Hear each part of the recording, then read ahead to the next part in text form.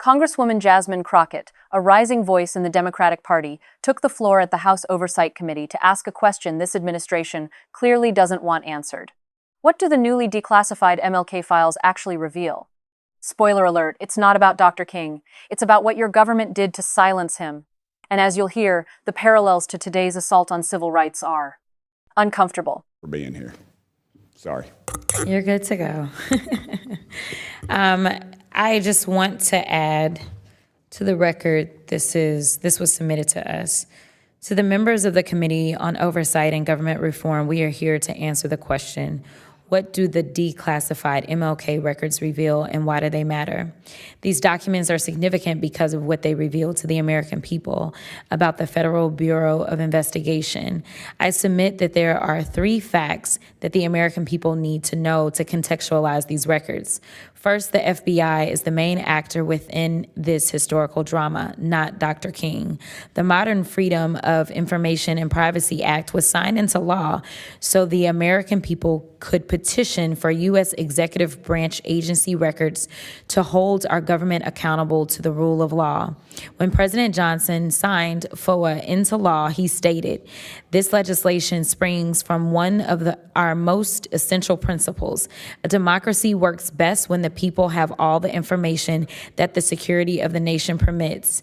Americans should always read executive branch agency records with an eye toward government malfeasance. Dr. King is not the one on trial here. Rather, it is the actions of the FBI. Second, the American people need to know that the declassified and classified MLK records reveal the extreme measures the FBI undertook to destroy a private citizen due to political and ideological differences.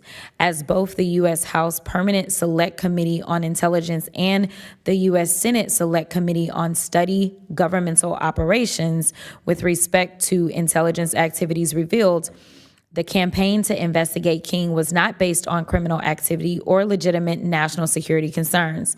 Division 5 of the FBI, under the guidance of Special Agent William Sullivan, concluded early in the investigation that allegations of communist infiltration and collaboration were unfounded. Surveillance persisted because of FBI Director J. Edgar Hoover's personal animosity for King because King's politics of freedom, justice, and equality for all, regardless of race, ran counter to Hoover's politics. The FBI unleashed a deliberate campaign to undermine a Black freedom movement under the guise of national security. The investigation against King was not conducted in good faith. Much of the information contained in the files falls under the legal doctrine of fruit of the poisonous tree. In 1975, Deputy Associate Director James Adams testified before a U.S. Senate Select Committee to study governmental operations with respect to intelligence activities, stating, and I quote, "There were approximately 25 incidents of actions taken to discredit Dr. King. I see no statutory basis or no basis of justification for the activity. The FBI was not gathering information for prosecution or other legal ends. As Sullivan noted in an FBI memo 2 days after King's I Have a Dream address, the Bureau considered it unrealistic to limit their investigation to legalistic proof of or definitely conclusive evidence that would stand up in testimony in court or before congressional committees. Instead, the FBI turned to wiretaps, bugs, and clandestine monitoring to obtain or create personal information the Bureau believed would discredit Dr. King. These actions were extralegal by design and violated the Constitution. The FBI claimed to defend. The American people need to understand that the information the FBI claims to have uncovered was intended to coerce Dr. King and to discredit him in the eyes of his wife, faith communities, and the general American public. If such data was not strong enough to stand up to scrutiny in a court of law when it was obtained, we should seriously consider how it will be unleashed and weaponized in a court of public opinion. Finally, the American people need to know that the declassified and classified records have living victims. While Dr. King was the immediate target, the FBI's dragnet ensnared so many more. The victims of this story are not abstractions. They are living people who were denied privacy, dignity, and justice. This includes the King children, 2 of whom are still living, since the King's family home telephone was wiretapped. It is very likely that the voices, laughter, and cries of these innocent children were heard, recorded, and documented by the federal government simply because their father led a nonviolent protest movement to push America to be true to its founding documents. We must always center the voices and rights of those harmed. If we are serious about democratic accountability, no matter which party is in power, then the disclosure of executive branch agency records, such as those that are being discussed this morning, must be accompanied by truth-telling. The American people must have all the information necessary to maintain a functioning, deliberate democracy in which those who govern are accountable to the governed. If not, this historical saga we are discussing today will continue to haunt us in the form of unchecked government power. Thank you. This was a statement from Lauron Martin, director of the MLK Research and Education Institute at Stanford University. I then have a couple of UCs, and we can wrap. I asked for unanimous consent to enter into the record a NBC News article titled, "Trump is Turning Dr. King's Dream into a Nightmare. Did Civil Rights Martyrs Die in Vain?" Without objection. I asked for unanimous consent to enter into the record a New York Times article titled, "The Many Political Interpretations of Dr. Martin Luther King Jr.'s Legacy." Without objection.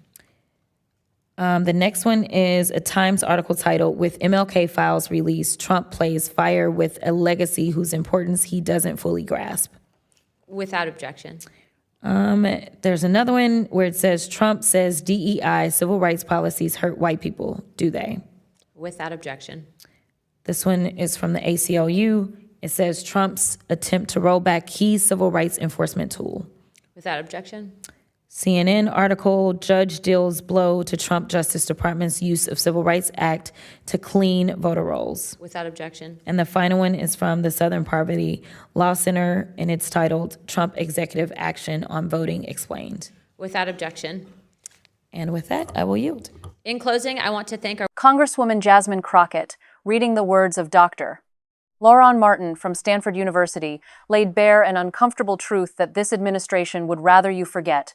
The FBI, the institution sworn to protect the Constitution, once waged a systematic, illegal campaign to destroy a man whose only crime was demanding that America live up to its promise of liberty and justice for all.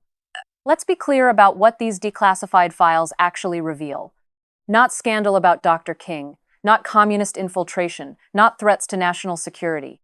What they reveal is a federal agency that wiretapped a family's home, recorded children's laughter, and manufactured evidence not for prosecution, but for persecution. As the 1,975 Senate testimony confirmed, there was no statutory basis, no legal justification, just one man's hatred, J. Edgar Hoover's hatred for another man's dream. And here's where history meets the present moment. Congresswoman Crockett entered 7 articles into the congressional record today. 7. Each one documenting this administration's assault on the very civil rights Dr. King died defending. From dismantling DEI programs to weaponizing the Justice Department against voting rights, the pattern is unmistakable. The tools have changed, the targets remain the same. Dr. Martin reminded us that the victims of this story are not abstractions. 2 of Dr. King's children are still alive. They grew up in a home where federal agents listened to their private moments, their family conversations, their childhood. And for what? Because their father believed radically, dangerously, according to the FBI, that Black Americans deserved equality. So when this administration releases these files, ask yourself, is this transparency? Or is this another attempt to relitigate a legacy that cannot be defeated? To tarnish a man in the court of public opinion with evidence that couldn't stand up in any court of law? The doctrine of fruit of the poisonous tree exists for a reason. Evidence obtained through unconstitutional means is inadmissible not because we don't want the truth, but because we understand that how we obtain truth matters. The process is the protection. And yet, here we are, 60 years after the March on Washington, still fighting the same battles. Still watching a government struggle with the simple premise that all men are created equal. Congresswoman Crockett asked the right question today: what do these files reveal and why do they matter? The answer is simple. They reveal that unchecked power, left unaccountable, will always find its target. Yesterday it was Dr. King. Today, it may be any American who dares to dissent.